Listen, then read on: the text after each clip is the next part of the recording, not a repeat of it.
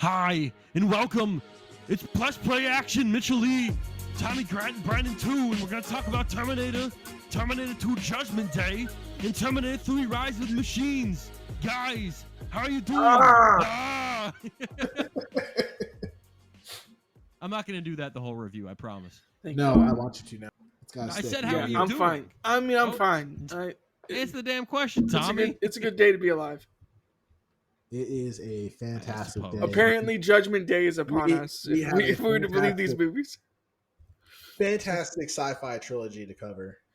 Well, fantastic. We will be the judge of that shit. So we'll start this off with Terminator.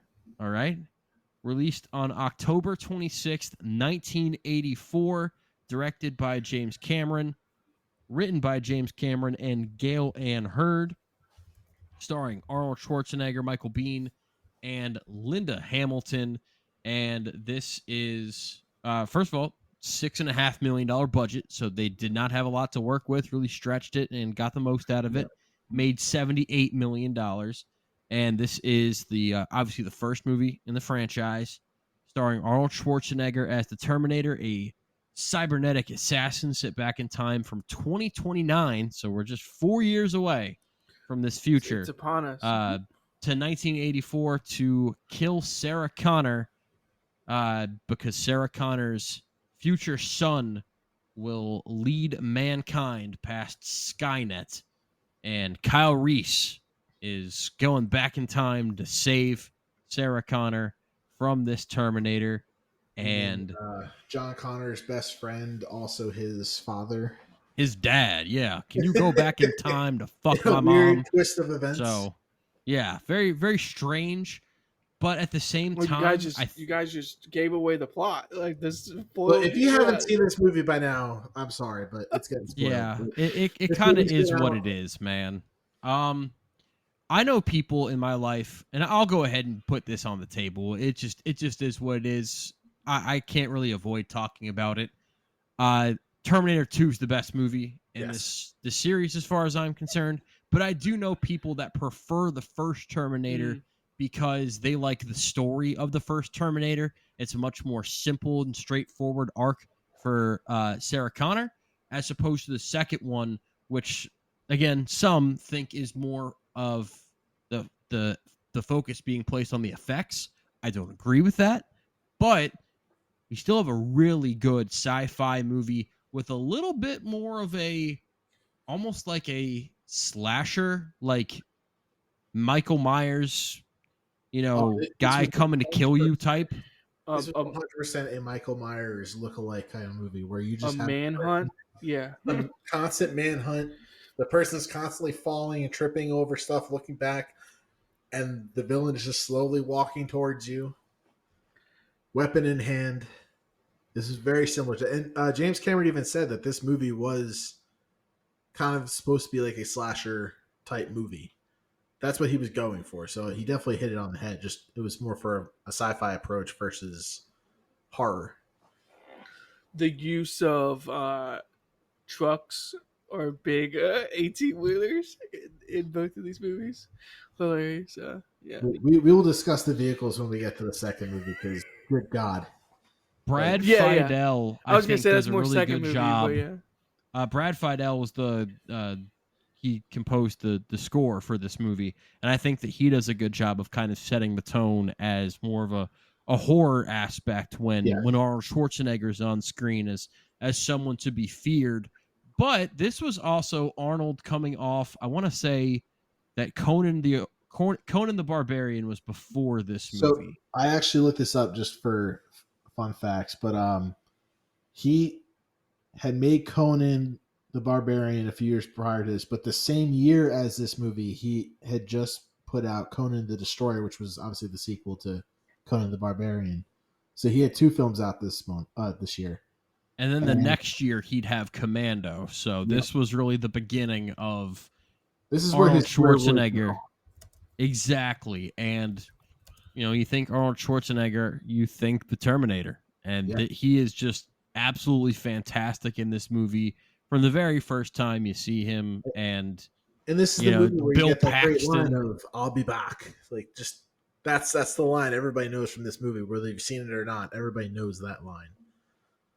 There's several fantastic, quotable lines from this series, whether Oh it's yeah, from this movie or Terminator 2.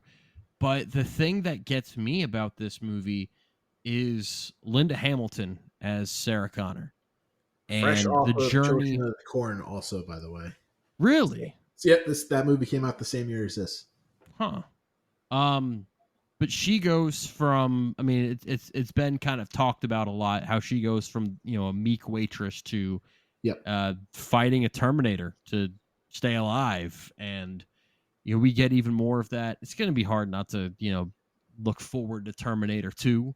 But the scene in the nightclub, I think, is probably, I don't know if it's my favorite scene in the movie, because I think that my favorite stuff is just the stuff between Kyle Reese and Sarah Connor. But as far as the action goes, I do think that that's a standout scene. So I have a fun fact story that I found on this that made me really appreciate this movie even more, going through all the scenes, especially with the extras in the movie.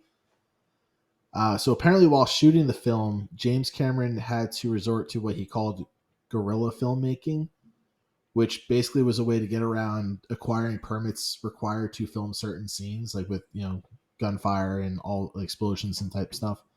So he had to basically have his crew and actors arrive quickly at a specified location, shoot the scene, and leave before the police arrived.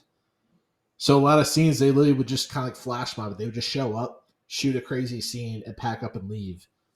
And so a lot of the extras in the movie were just people that were there. They just had no idea what the fuck was going on. So it just makes me like going back and watching again. I'm like, you could tell like there's certain people like in the scenes that just like literally have no idea what the hell's going on. And it made me actually laugh quite hard watching this movie back again. Can I say something to like Fidel and the score? I think I listened to an interview off the Blu-ray, like where Fidel was talking about getting the job, and he literally goes, "If he gets off the ground one more time, talking about like the Terminator, like continues to get up, after getting like basically knocked down and destroyed like over and over again." He was like, they were watching the film together, and he goes to James Cameron, or he just blurts out, "If he gets up one more time, I'm walking out. Like, I'm leaving. Like, this is absurd." And so he thought James Cameron was like not gonna give him the like job because he just blurted that out. And James Cameron was like, "No, you understand the film. Like, I want you to feel like that way. Like, I want people to get that emotion." And so like Fidel was like in tune with what like James wanted. And he even said like them going through like the process of like usually directors will like tell you the idea or the image they have for the movie. Fidel was like, "Oh, when he like told me about his like dream for the movie and like his like thoughts on it, and then he showed me the movie itself, I was like, I actually like see what the concepts he's going for. Like I like it like made sense." And Fidel was like, he's one of the first directors I've worked with where it's like we didn't have to go back and forth on like the concepts and stuff like that. Like he very much knew what he wanted. Yep. And so that's why like all the like music and all the scenes are just iconic because James Cameron knew what he wanted when making this movie. And so yeah, like while he's guerrilla warfaring this film together, almost, it's like he still knew what he wanted and he put that vision on screen. Like I think this is like these two movies in Terminator and Terminator 2 are like some of his best directed films in my opinion. Like he knows what he wants out of these movies and he gets the most out of them. So quick trivia question. So giving off of what he wanted for this movie to be, he actually had an original vision of who he wanted to play certain characters. Okay. He actually wanted Arnold Schwarzenegger to play the role of Kyle Reese. Do you know really? who he wanted? Yes. That would have been such a bad decision. I already know who this is. I already know. You know the damn. Okay. Go, Mitchell. I know. He wanted O.J. Simpson to play the Terminator. That would have killed the franchise. But do you know why? But do you know why they wanted him to play, or why they didn't take him? No, I don't know. Because he would have ran. because the studio believed that no one could believe that someone as nice as O.J. Simpson could be a killer. Oh, I'm not kidding. How ironic would that have been had he That's- played the Terminator? I was more thinking like he's the fastest, one of the fastest dudes on Earth, and he's just walking as slow as possible to catch these people. Like it wouldn't have connected. I could not stop laughing when I saw that. That was That's crazy. What a crazy like quote in retrospect. Imagine what could have happened to this franchise had that been the original case. Yeah, the co-founder of the studio suggested O.J. Simpson. James Cameron did not feel that Simpson would be believable as a killer. So fair enough. Hey man, Well, hey, Arnold captures like that shit, and just in full like transparency, that dude pulls off like the most stone cold face and like robotic movements. Oh yeah, more than anyone else. Like that. I that loved guy the understands scene. the robotic idea of it. I loved the scene where he's like basically taking apart his skin to like reprogram something in his arm or something like that. It's a scene straight out of an 80s horror movie. Mm-hmm. And it kind of blends the sci-fi horror feel of things. Again, the score does a good job of making you feel tension, but also just the characters do a good job. I mean, how they go from Sarah Connor to Sarah Connor, and this goes from, okay, this is kind of funny, and you know, she thinks it's like a joke, to like, holy shit, I'm next, and I'm probably going to die. It's a good way to build things up in this movie. I do think that for an hour 47, this movie had a really good pace to it. Yeah. Mm-hmm. And the beginning, starting off going from Sarah Connor to Sarah Connor and kind of seeing, it's a good way to also show how ruthless Arnold Schwarzenegger is as the Terminator before getting into those stakes. So we get to introduce our main character while also seeing the ruthlessness of the Terminator, and then a little bit of the Kyle Reese chase from the cops as well, and how things haven't been quite as graceful for him compared to Arnold, because Arnold's just going in and he's like, all right, I'll kill people, I got no problem with that. Kyle Reese isn't trying to do that. He's trying to blend in and find Sarah Connor, which is proving to be a lot more difficult than just, you know, choking people out. Yeah, Arnold's character, the Terminator, has no issues terminating people. That's what he's built for. I mean, it's his job. Yeah, he's built for this shit. Well, his job was to find Sarah Connor. He just started killing random people. Then seeing licenses going. But what is his name, Tommy? The Terminator. His name is the Terminator, so he's gonna terminate your ass. Actually, he's the T-800, but you know. Yeah. Yes, but that is a type of Terminator. Yeah. I'll go ahead. I gave this thing an A, 54.51. Nice. Maybe I'm a little bit lower on it than some. I think that you can definitely tell that it's a low budget movie, and they did kind of have to work within the restraints of that. Yeah. But I still think they did a pretty good job. They did an excellent job, but I think that it was a low budget sci-fi movie, and it was filmed in 6 weeks. And also, given that, y'all know, like all the futuristic stuff was like little figurines and stuff like that. All the future stuff, But like, I did also think that just showing up at random places, filming really quickly. You can't expect, you know. That sounds like something you would do for like a college course. Like, let's show this random place. So I didn't buy the future stuff at all, and I felt like that was kind of just you feel the I don't know. Budget, you feel a rush. You didn't buy the concept that was there. I think the charisma that the actors had kind of gave it the life that it needed. Yeah. You didn't buy the aircraft like going over and then like all the skulls. You didn't buy the skulls. God, it was terrible. You didn't buy the skulls. No, but it's still a great movie. If you watch like some of the behind the scenes stuff and how they put it together, the intricate details they do to like try to make the skulls look realistic and then like close up on it, so it's like, and like it's like these tiny skull figurines, like literally like this big.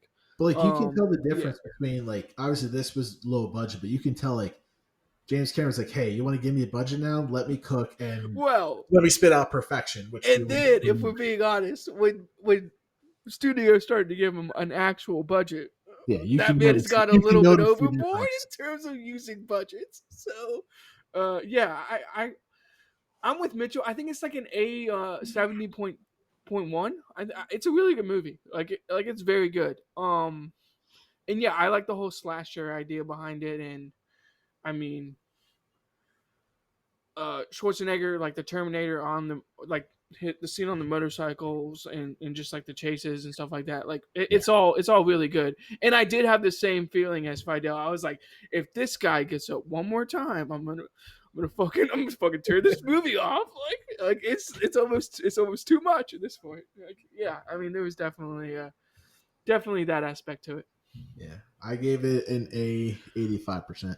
Oh yeah, so yeah, we're all in the same like ballpark. Yeah, we're all working similarly.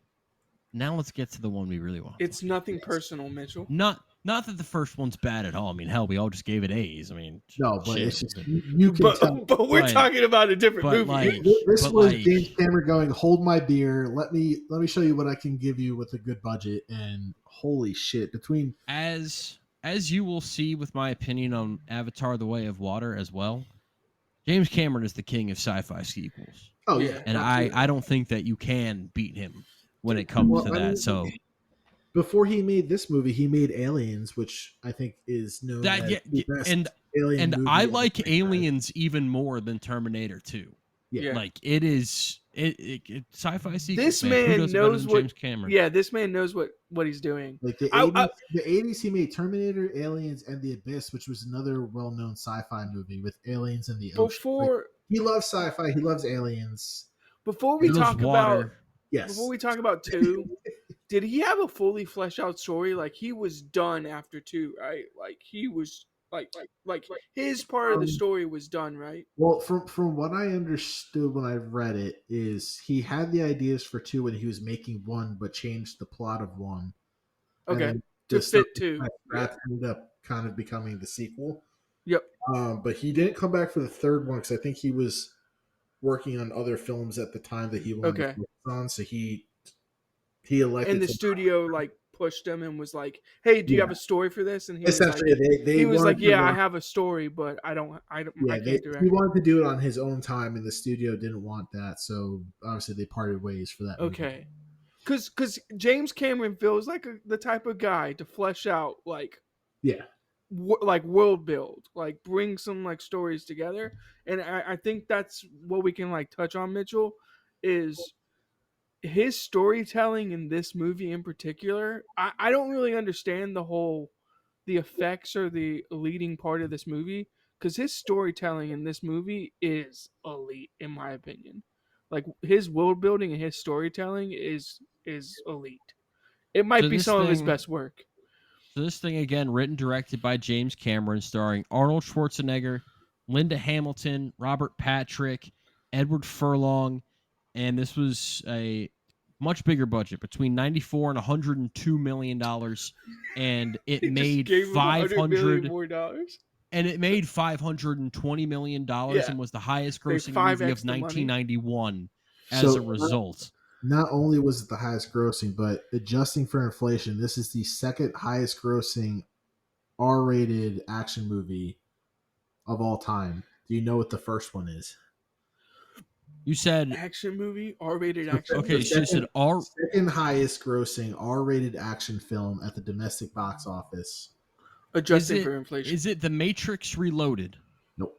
Ooh, is it Deadpool? Guess. Close. Or Deadpool and Wolverine? Yep, there you go. Well, that's not an action movie. That's not a fucking movie. Okay, yes, I'm not counting that. That's slop for garbage people. Shut your mouth. So, oh my gosh, I want to firmly stated I do not have the same opinion of Deadpool. Well, I do. You don't have to share my opinion. I share my opinion. No, I want myself not attached to that opinion. I am firmly stating that my opinion of Deadpool. Terminator 2 made $204 million domestically in 1991. Yep. What movie? That's so much money. I'll expand it a little bit. Okay. What were number 2 and 3 that year? in 80 in 91. 91. What were 2 and 3? I'll give you a hint. One of them was animated. Animated. I'm trying to think. 91 animated. Probably Disney movie, if we had to guess. That would be my guess, yeah. Well, Disney movie. I'd be a little more specific than that. No, yeah. What? I mean, Toy Story wasn't a thing yet, right? Nope. No, that was Not Toy Story. Beauty and the Beast. Oh, Beauty and the Beast. Beauty and the Beast. Yeah. Beauty and the Beast was number 3. What was number 2? I've never seen this movie, actually. It's like, do I want to be this person and be like it was? Right. It's not Robin Hood, Prince of Thieves, is it? It was Robin Hood, Prince of Thieves. Where was Silence of the Lambs on? Silence of the Lambs was number 4. Okay. And then the rest of the top 10 was City Slickers, Hook, The Addams Family, Sleeping with the Enemy, Father of the Bride, and The Naked Gun 2.5. Okay. So not that a was bad 1991. Year. Not a bad year. Well, it's not a bad year because it had Terminator 2 at the very top of the list. I did this thing right here. This is about another great Schwarzenegger movie. No, yes. But okay. This is so much better than the first Terminator. And again, I had mostly really great things to say about the first Terminator. This is one of the best action movies of all time. This is one of the best sci-fi movies of all time. And one of the best nuclear movies of all time. One of the best movies of all time, as far as I'm concerned. I love this movie so much. It's one of my all-time favorites and has been from the first time I saw it. Yep. Yeah. I can't even. This and Empire Strikes Back were like the best movies that said the sequels can actually be better than the original movie. I stand firm on that opinion. I think, as far as sequels go, again, there are certain like you could argue Avatar: Way of the Water is. I wouldn't put it quite on that level. I would say like The Dark Knight, Dune 2, Aliens, Empire Strikes Back. I would put Across the Spider-Verse in that level if I'm being 100% honest. I'm talking more of like older movies that kind of set the precipice for modern franchises. Then Empire Strikes Back, Aliens, Terminator 2. And James Cameron is involved in two of them. Yeah. And I wouldn't be surprised to hear, actually, I made Empire Strikes Back as well, bitch. Oh, yeah. No, George Lucas stole my He had nothing to do with it. Yeah, I gave it to him for like $10,000. Well, these are the type of movies that like put faiths in studios. They're like, hey, if you give a good director a good budget and like let them do their thing, they can pump out multiple good movies and a good story for a franchise. There was really, I don't know if they gave him this budget because of Cameron, or I don't know if they gave him because Schwarzenegger was his star. It could be a combination of the both, but I'm glad that they did it because they reaped all the rewards financially for Schwarzenegger. They reaped all the rewards as far as the movie being an instant classic. As far as I'm concerned, look, I wasn't around in 1991. I had a tail. Outfit, the glasses, the motorcycle, the shotgun, bad to the bone blasting. Like, you can't beat that scene. Like, and honestly, that's kind of corny, but it works. It works. No, it works for him. I mean, the movie poster goes hard. Yes, like Arnold is God. He's so good. The whole movie could just be summed up in the word iconic. Because there's so much iconic shit in this. Robert Patrick as I love the scene where you're kind of wondering at first, like, all right, they're both looking for him. Are we following the same path? And like, then he flips the gun out of the roses, and it's just, man, I don't have words. The truck chase. It all looks so incredibly real. The truck chase is insane. The stuff they do in this franchise with 18-wheelers and massive vehicles is nuts, in my opinion. And it makes all of the other action sequences that are filmed today that aren't like John Wick or Mission Impossible or something like that. Like your fucking Marvel slop. it's just like, okay, this is just overly Oh, CGI. You don't feel any of the danger from this because none of it feels like it's actually happening. What? This So stuff like you all can looks actually die if let, a let me gasser blew up? exactly. let me add another fun story that I found. Speaking of CGI, James Cameron, the helicopter scene where it flies under the bridge, they didn't want to use CGI because they thought it would look cheesy. So the stunt pilot said, "I'll do it," but the camera crew didn't. The camera crew didn't want to film it because it was too high risk. So James Cameron filmed it himself from both point of views. He had a car in front of the helicopter, basically filming backwards at the scene, and then they did a second time following the helicopter through the tunnel. James Cameron shot it himself because he wanted to look realistic. That just shows dedication to the craft, and that's why this movie was so successful. He's one of the goats. Yes. He's one of the goats, and movies like this is why I love Linda Hamilton here. I think it's kudos to the stunt pilot too, because he was the one who had to fly the damn thing under a bridge that they said was too risky to begin with. And he was also the stunt pilot that was used to be thrown out of the helicopter by T-1000 in the movie. Like, awesome stunt pilot. And I do like that. And I don't know if this was like a conscious decision. I mean, sure it was, but they make Schwarzenegger's character like a lot more complex. Like in the first movie, he's literally just like robotic. I'm here to kill people. And in this movie, it's like a very complex, sympathetic character. Like I do think it works, and his relationship with John Connors works. And even when he's like, "Hey man, you can't kill people," we gotta tone that down. And then he like you knocks just the can't. guard out. Yeah, and then he knocks the guard out, and he's like, "He'll be okay." And he like shoots him. He's like, "Oh, he'll live." I'm like, okay, this guy does not give any fucks at all. And we get this one of movie's the so other good. better lines of this franchise with "Hasta la vista, baby." Oh yeah, Hasta la Vista. Another great line. I personally gotta say that the effects in this movie are great. Yes. But you nailed it, that there is, whether it's Sarah Connor and her being just a complete badass this whole movie. Oh, absolutely. Yeah. And not to try to take shots at anybody, Disney, if you're listening. This is how you do the quote-unquote strong female character. Yes. You let their actions talk as opposed to just being like telling us that we're supposed to think that they're strong the whole time. If they're Linda Hamilton in this movie, we will buy it without you having to say a word. Did you know that this whole Linda time Hamilton learned how to pick locks for this movie? So in the scene in the hospital, when she picks the lock with the paperclip, she actually picked the lock. Like, I bet Linda Hamilton learned how to murder people for this movie, because in this movie she could do it. Yeah. She could kill you with, her pinky finger in this movie. She's great. Yeah. She's good. Edward Furlong as John Connor. Fantastic. The relationship between him and the Terminator that you see build throughout the movie, that is why I think that this transcends being just a really fun, good, action-packed sci-fi movie and ends up being one of the movies that I think is one of the best of all time. Because not only do you have the fantastic action, the great effects, the terrifying villain played by Robert Patrick, who's great in this thing, but you have that connection. Oh, he's so good as the T-1000. Yeah, he's so good. Between Edward Furlong and Arnold Schwarzenegger, and it just builds throughout the whole movie. And I'll ask, and you guys might even you might be proud of me for this. I don't know. We'll see what the response is. Where did you watch this movie?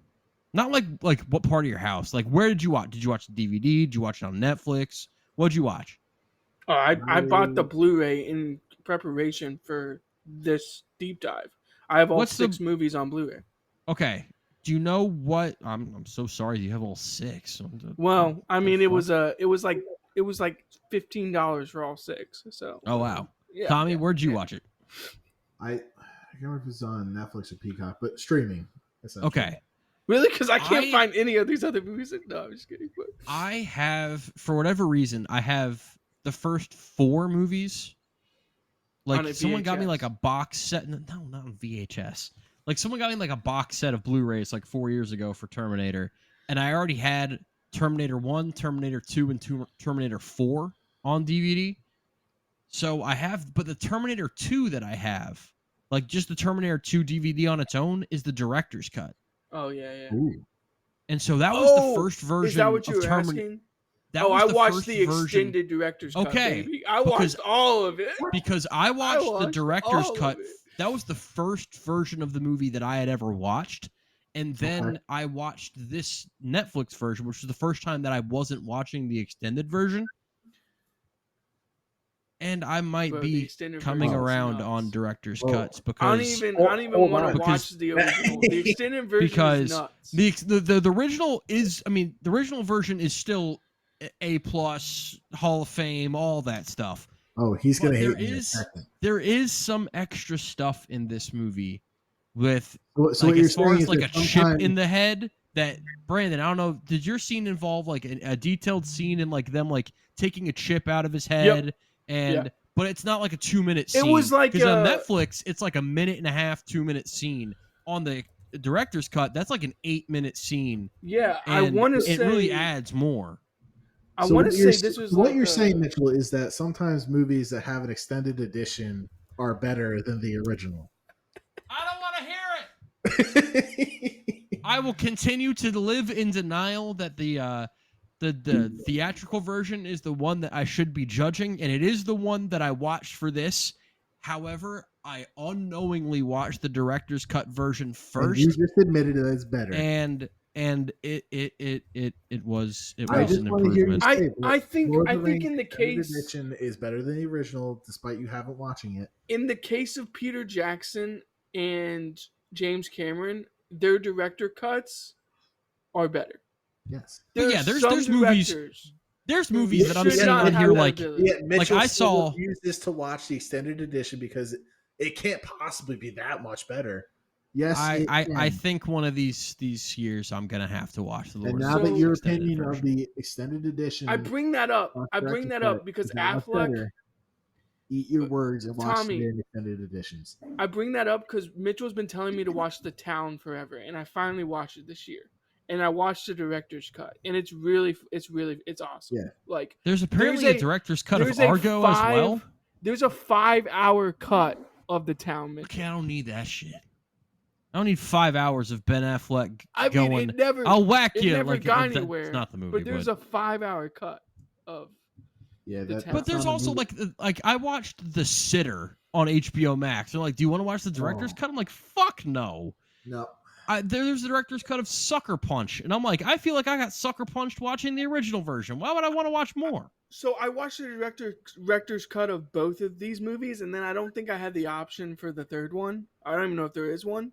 I watched it for the first two, I believe, and it's like 150 something minutes, right, Mitchell? It's something like that. It's like 153. Yeah, and it gets like 156. 15 minutes more. Yeah, and I'm that chip scene where they're like, it goes like 8 minutes long, and it's beautiful. Like the storytelling. Now I need Again, to find the director's cut of this movie so I can watch it. I'll send you the Blu-ray. Do you want me to like ship the Blu-ray to you? I'll ship it to you. Possibly. Yeah, okay. Yeah, so good. It's so good. Oh my god, director's cuts are baller. Maybe Zack Snyder doesn't deserve the opportunity to have a director's No. cut. But No, actually, stop I can't say that. Justice League, No, it's good. we're not having this conversation. That's fair. That's Mitchell. too long of a heated conversation to have. Mitchell, how do you feel about Miles, the scientist, or like the nuclear? I don't even know what you would call him, the code guy. I don't really know like what his job is, but Skynet, the Skynet guy. Yeah. I think he was used perfectly in that, kind of like the cop in the first movie. The one cop that was a lot more sympathetic to Yes. Sarah Connor, and also was kind of like a wisecracking cop. They used these side characters the perfect amount, because if that guy had been used too much, it would have been overwhelming. If this guy had been more integral to the plot, I think it would have been like, all right, let's get back to John. I keep wanting to call him James Connor. John Connor and the Terminator, but he's in there just enough. He gives Sarah Connor kind of something to go after, and kind of, as she went through hell in that hospital at the beginning of the movie, and they were in there just long enough to give her something to do at the very beginning. I think that this movie does a fantastic job of balancing things out between the heart and the action and the side characters. I think that this movie's a miracle as far as I'm concerned. Wow. You just get to the grade. I mean, what do we do? We're dancing around. Let's just get to the grade. So I gave this thing 97%. What the all time?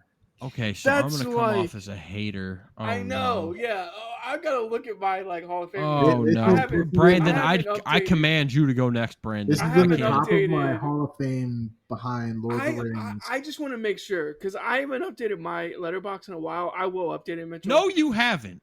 97 is near Schindler's List. Yes. 97. Sorry, what was the percentage? 97. He said 97. Just 97? 97.8 is Schindler's List, Mitchell. 97 would be 5th all time for me.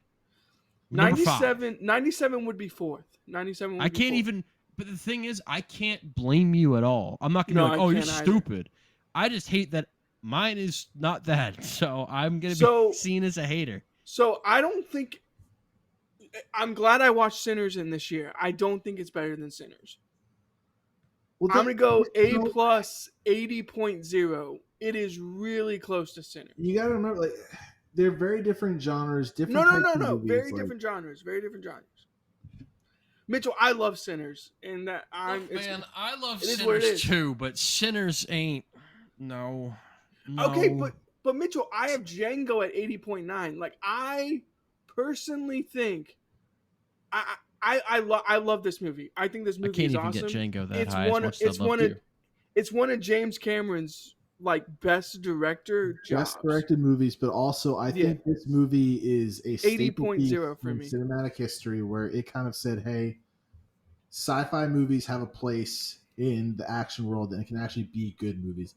Because honestly, like 70s and 80s, like sci-fi and action were always kind of like this corny.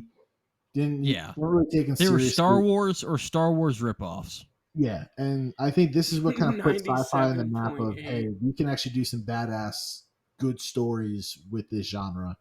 And this movie put that on the map. 97's wild. Like the 5th best movie of all time. I love this movie.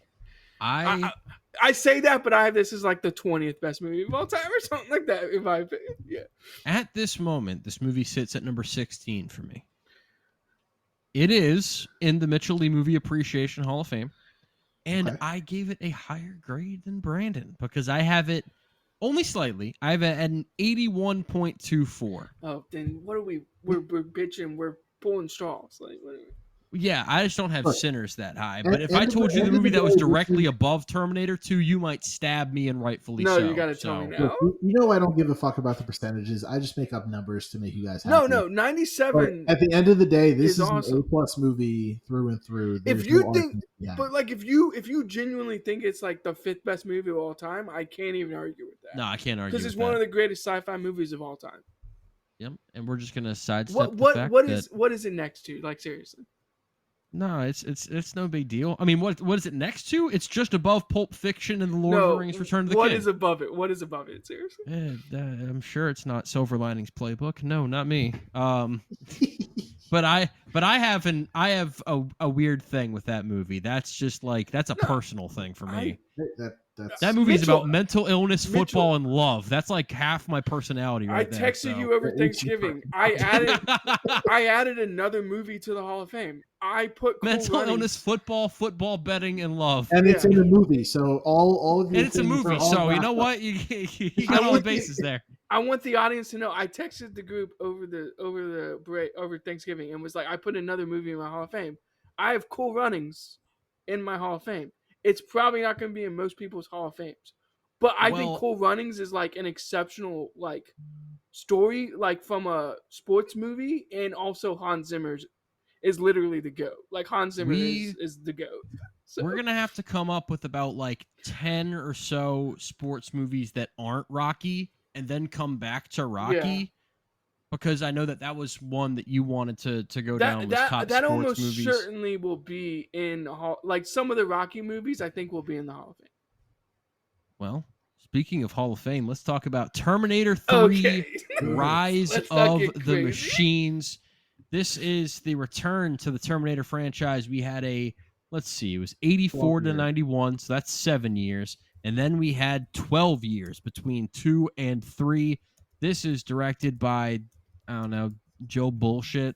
Jonathan Mostow, who did U571, which I haven't seen. Only notable movie of. He also did Surrogates, which was fine enough. Yeah. It was just fine. I think this movie was the peak of his career, and that's not saying much.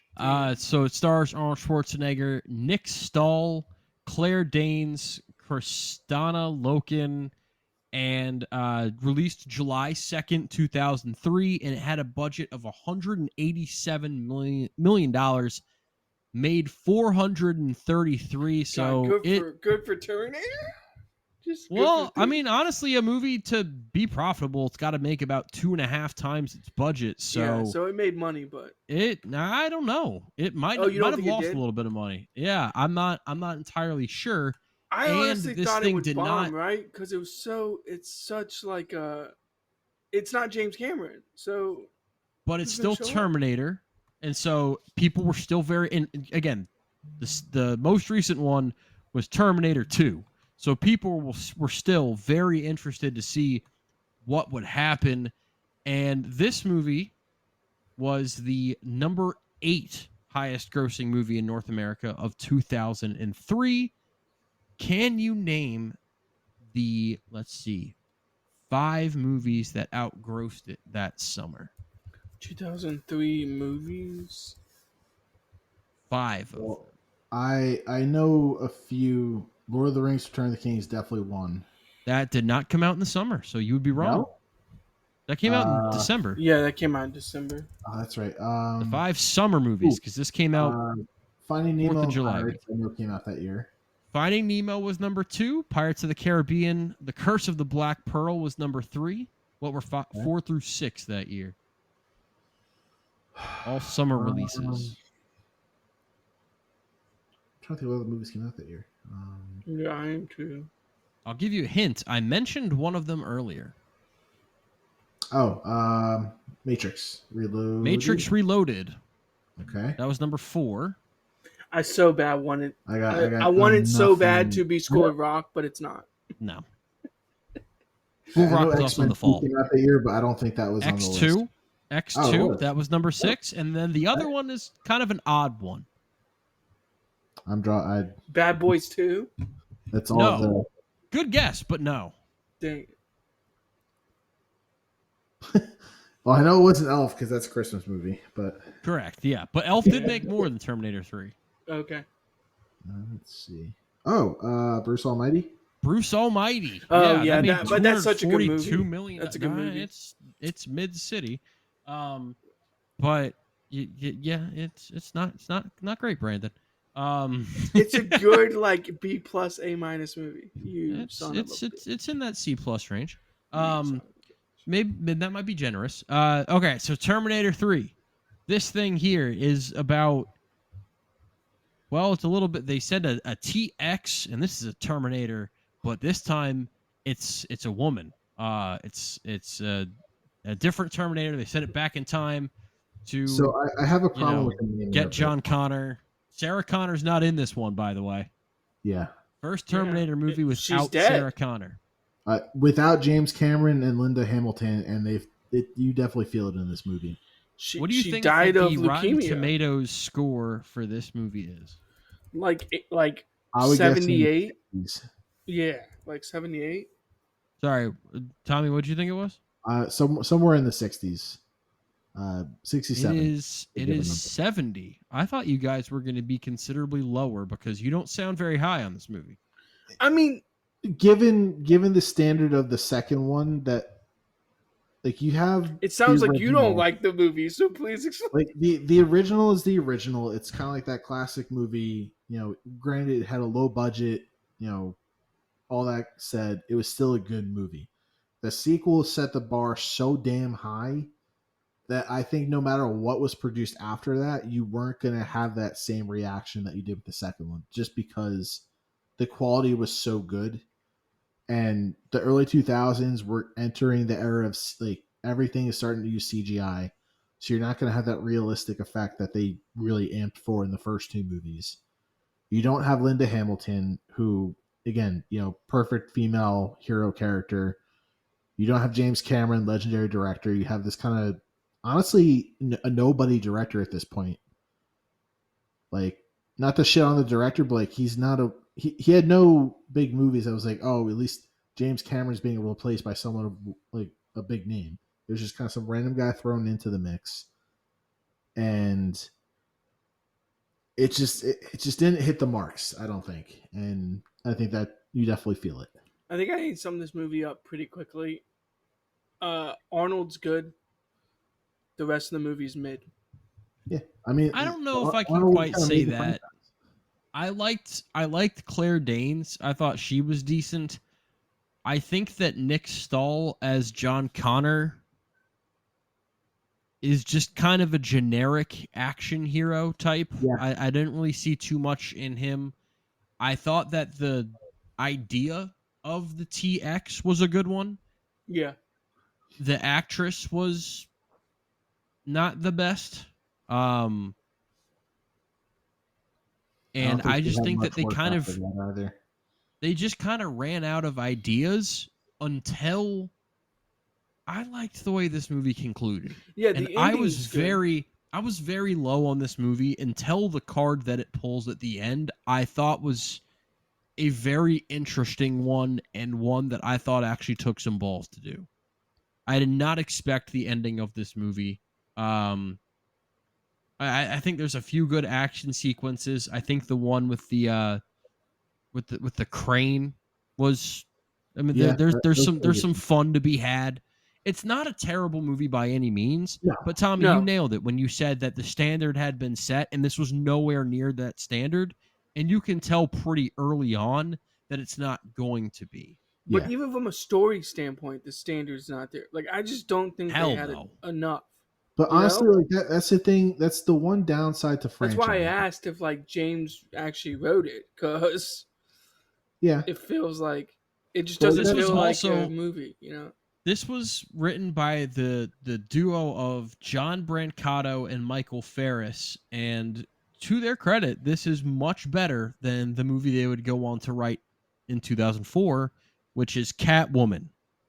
So it could be worse. This is eons better than that. So again, I like the ending and I like the way it wraps up. And again, to your point, Mitchell, I think it took balls to like do the ending. I'm more like, what was the point of the other 120 of the movie? Like, I don't. I just can't get behind it as a movie in the franchise personally. Like, I don't think it's a bad movie. I just nowhere near the other two. I do like the monologue at the end after the ending too. Like, I think the monologue is okay. Like, I do like aspects of it, but like, Judgment Day happens. Like, yes, the future happens. So like, they have to write it. The weird part about this franchise, I don't know. They don't write it well. Like, whenever you put time travel into a movie, it always gets hairy. And then when you have kind of the same time travel concept being used over and over, you kind of start asking, like, well, is like, how much are you going to milk this cow until it dries out? What more can they do? You kind of get that at this point, because it's like, well, we know these events are still going to happen. They keep sending people back in the past to prevent this from happening, but it still is going to happen. So at what point do you kind of just say, well, we got to change up the story? And I think we kind of get that a little bit in the further sequels, but yeah, I haven't seen anything but I believe 6 with Mitchell. I think Mitchell and I saw 6 in theaters. I haven't seen any like 4 or 5. So I'm interested in like what the heck they're gonna do with the further of the franchise. Because like what can you do? Like, to your point, like we know the future happens. So unless you just keep like rewriting and the you're just going future, to keep sending back new robots with just a different numeral or number in front, like, which was also kind of confusing to me because so Arnold is technically the T850. We had the he's the T1000. T8. He's the T8. Well, in the second one they mentioned Oh, T850. he's So T850. or Okay, yeah. the third one I think he's the T850 or whatever. Yeah, Whatever and he's she slightly is modified, she's a T850 as well, I think. but she's called the TX, Oh, okay. which to me makes it confusing because It's actually very it's confusing. usually the Roman numeral for 10, which is much less than 850 or 1000. So I'm like, we're kind of going backwards here, but yet she's supposed to be so much more advanced.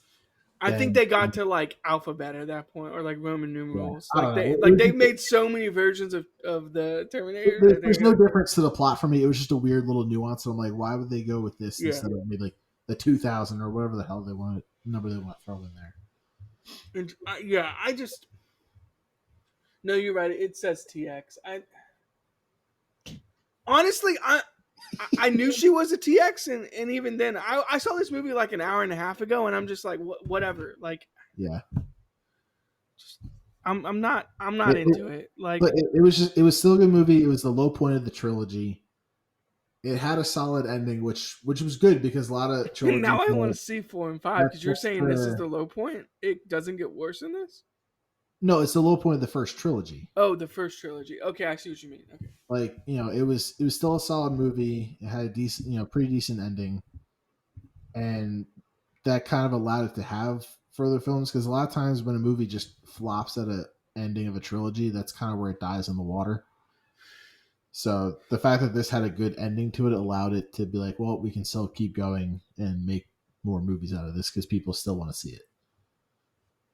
I liked the kind of message of, I think with each of these movies, we've kind of grown accustomed to not necessarily even a happy ending, but just kind of a successful ending. Yes. And this one very much isn't, but it's also not like, okay, so nothing bad ever happens in these, huh? Like, Yeah. I liked kind of the conclusion of we did everything we could, and at the end of the day, survival was what was on the table for us. Yep. Nothing more. Yeah, it was definitely a ballsy ending for sure, but I think it worked. I mean, it falls in line with the whole franchise of the fact that they're trying to prevent the future from happening, but it also goes to say, the future is inevitable, and no matter what you do, it's going to happen.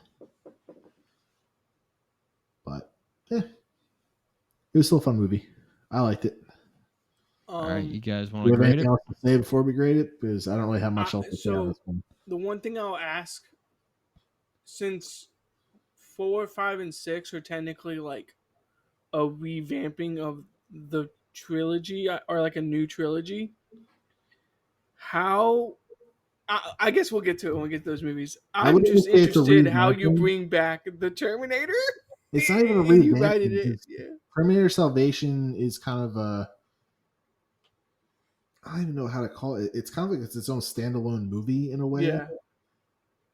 Because it doesn't have Arnold. It doesn't have it's kind of set, from what I remember, it's set during that timeline of 2029.